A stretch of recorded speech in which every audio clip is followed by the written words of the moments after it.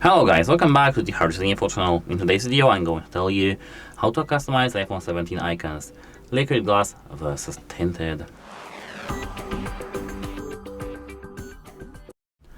At first, you need to hold the finger in the background. Here, tap edit, but you have to of course tap it, not miss it. Edit. Here and now tap customize. Once you tap customize, we do have clear, which is the liquid glass, as I can see. And if we leave that, we can see that this is just liquid glass, transparent icons.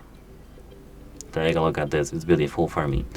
If you hold our finger again, tap again edit, and not miss this button, customize, we can see that here they have something called tinted yet. If we tap tinted, we can see either button to the case or button to the color of our device, or we can just select our own color.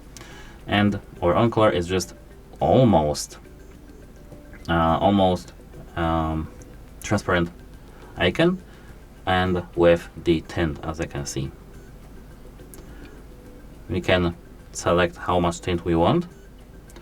It's just like tinted glass. You can just think about this like this way, and we can select either dark tint or light tint or auto. And that's it. Hope it helps you, and goodbye.